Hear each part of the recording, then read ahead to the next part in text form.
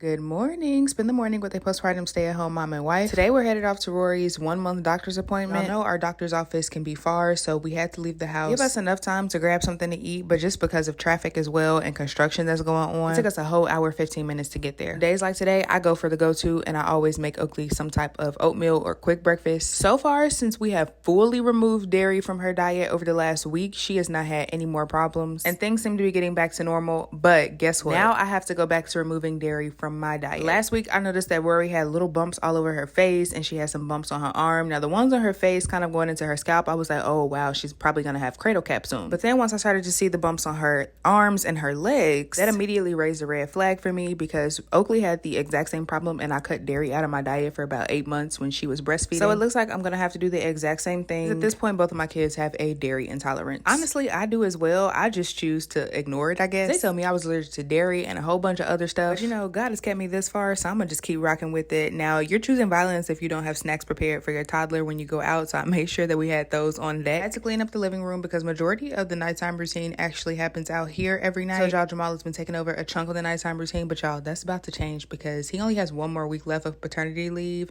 and every day I just cringe just a little bit because I know life is about to go back to just normal. It's gonna be me here every day with 2 kids, but I'm not too worried. There will be something new to learn and figure out, and I've been here with them before by myself and actually gone out a few times now with them by myself. I think it's more so the all day thing that's starting to get to me a little bit. My husband works 12 plus hours, and then going into the fall season here, it's super gloomy and super rainy, and so for me and my mental health and the state of our home, it's a must that we get out every few days. But I don't know, we're gonna see what happens. Anyway, we got diapers changed and got Oakley ready for breakfast. I got Rory changed. I was doing pretty good on time. Y'all know we always try to squeeze in like extra chores as moms before we leave the house to do anything, so I went ahead and decided to do some laundry because we are for real now at the point, if I skip one day, the laundry piles up, and I didn't do laundry yesterday, so it was absolutely ridiculous. The basket was flowing over. And I had set out Oakley a little active set to wear today, but found these overalls in the laundry. I forgot I bought them, so I decided that she should have those.